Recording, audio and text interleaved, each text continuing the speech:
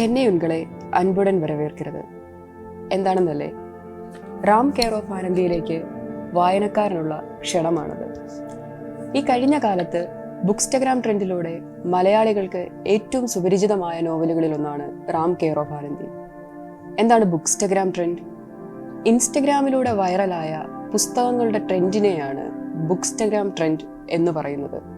ആ ട്രെൻഡിലൂടെ മലയാളികൾക്ക് ഏറ്റവും അധികം പരിചിതമായ നോവലുകളിലൊന്ന് റാം കെയർ ഓഫ് ആനന്ദിയാണെന്ന് സംശയമില്ലാതെ തന്നെ പറയാം. ഇടവേളകളില്ലാതെ ഒറ്റയിരുപ്പിന് വായിച്ചു തീർക്കാൻ കഴിയുന്ന നോവലുകളിലൊന്നാണ് റാം കെയർ ഓഫ് ആനന്ദി. കാരണം ഒരു നോവൽ എന്നതിനേക്കാൾ അപ്പുറം ഇതൊരു സിനിമാറ്റിക് നോവൽ ആണെന്ന് വേണമെങ്കിൽ പറയാം. ഈ നോവലിലെ ഓരോ പാരഗ്രാഫും അല്ലെങ്കിൽ ഓരോ വരിയും ഓരോ ഫ്രെയിമാണ്.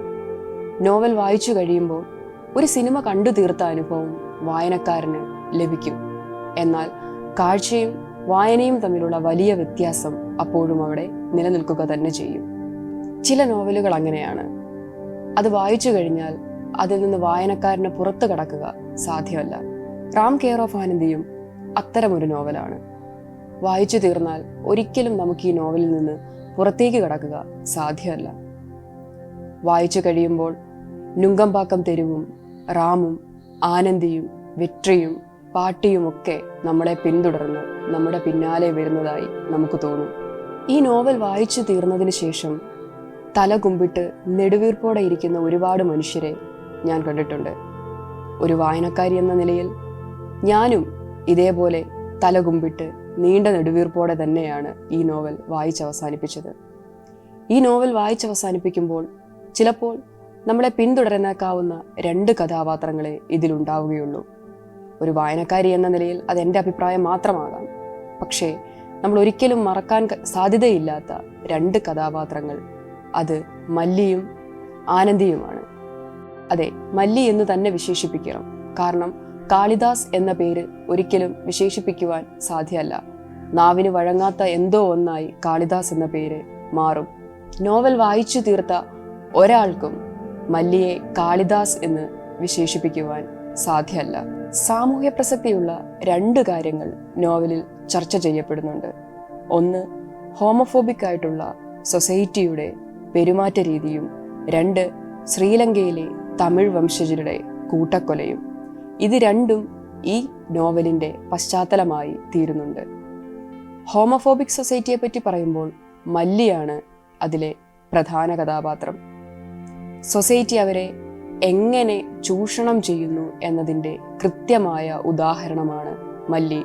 മരണത്തിന് തൊട്ടു മുമ്പ് മല്ലി പറയുന്ന ഒരു വാക്കുണ്ട്, ഞാനും ഒരു മനുഷ്യജീവിയാണ്.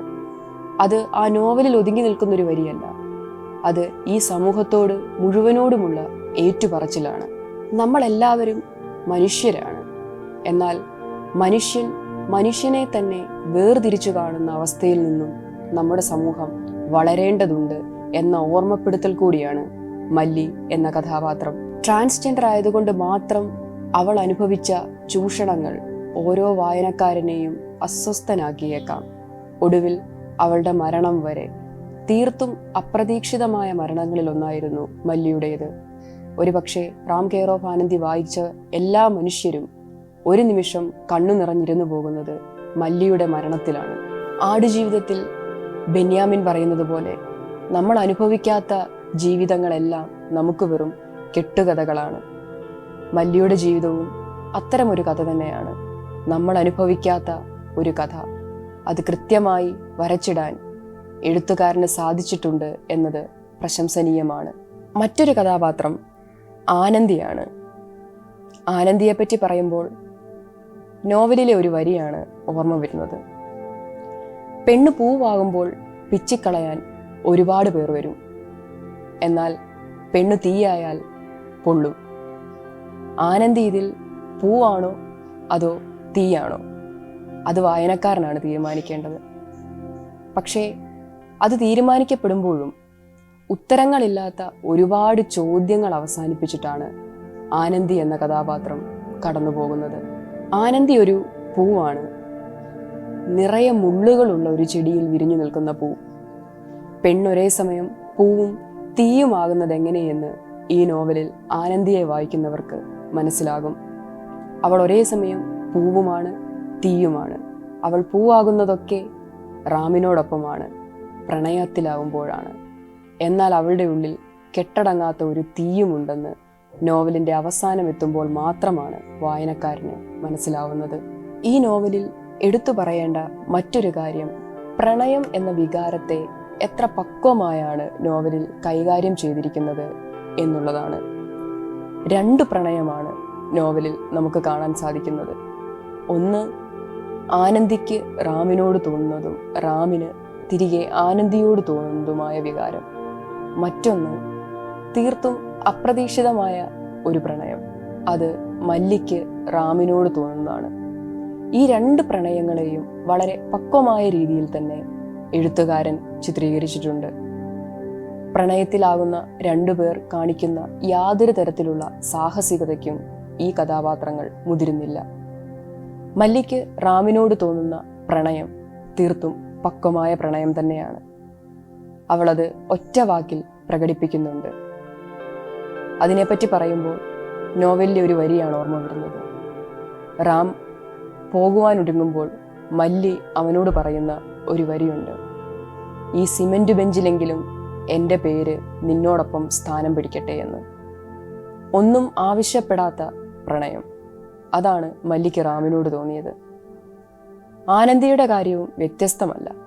റാമിനോട് പ്രണയം തോന്നുമ്പോഴും ജീവിതം എന്ന യാഥാർത്ഥ്യം അവൾക്ക് മുന്നിൽ നിൽക്കുന്നുണ്ട്. അവൾക്ക് വലിയ ലക്ഷ്യങ്ങളുണ്ടായിരുന്നു. ആ ലക്ഷ്യങ്ങളിലേക്ക് പോകുമ്പോൾ പ്രണയം ഒരു തടസ്സമാകരുത് എന്ന നിർബന്ധവും അവൾക്കുണ്ടായിരുന്നു. അവളുടെ പ്രണയത്തെ അവൾ ഒരിക്കൽ പോലും തുറന്ന് പ്രകടിപ്പിക്കുന്നതേയില്ല.